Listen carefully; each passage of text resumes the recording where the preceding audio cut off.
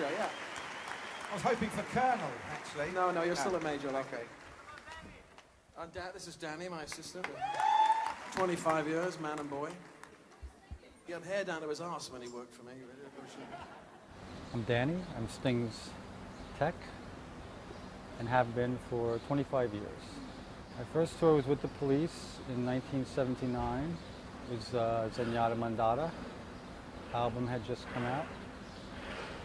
And I started touring in America. They had just fired somebody, and I went to find out what the job was, and I spoke to Kim Turner in a hotel in New York, and he hired me, and I started the next day. This is his favorite bass.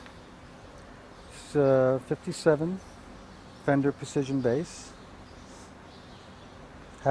He's had this probably 15 years. And he brought it, I think we were on tour. I don't remember what tour it was. But he had just done a video for, there was a movie that just came out called Demolition Man with Wesley Snipes and Sylvester Stallone. They did I think he redid the version of the song Demolition Man and made a video for the song and hired this bass. He was in California and he brought it in that night and said, oh, I just bought this and I want to play it. And it was a mess. It was really noisy, and of course it was all beat up, but that's what he liked about it. But anyway, we had to do some emergency wiring to make it work right away. This one is another Precision bass. This is actually older than this one. This is a 55. And when he got this bass, he wouldn't play any other bass. He just liked this. And when I tried to give him another bass, for whatever reason, he'd say, I don't want to play that thing. I'd say, well, what do you want to play? He says, well, get me another one of these. But these are very hard to come by. So I had Fender.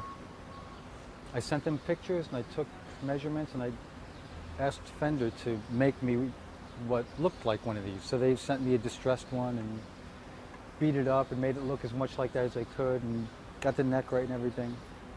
So I got that, and at least he would entertain the idea of playing that, but he still didn't really like it. And then a couple of years ago, maybe 4 or 5 years ago, he said he wanted to get a bass for his daughter, Mickey. He said, would you find her a nice bass? I'd like to get her something nice. So I went and found this one at a shop in Chicago, and so now we have 2 real old Fender basses. Fantastic. The beautiful Mr. Kipper.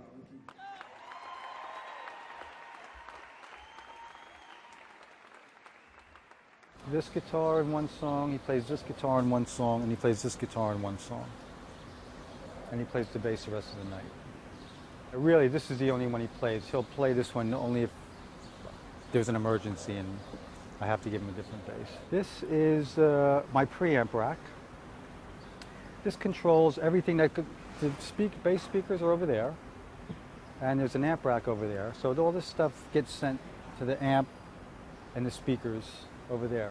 All this stuff just, it's for just tuning in the sound however you want it to be. It just gives you a lot of control over the sound that ultimately comes out of those boxes. The only thing I really change once we get things set up is the volume. Everything else pretty much stays the same. It's tuned in, that the equalizers are set, and it sounds the way you want it to. It's just levels up and down. He'll give you the look of love if it's too loud in a song, or he'll just tell you he wants it quieter, or after the night's over, he'll discuss it with you and say, could you make that song quieter because it's too loud? And, over the course of a tour, you learn what he likes and how he likes it. And some of the songs he's been doing for years anyway, and I know from last tour that song's quiet, and if it's not broken, don't fix it.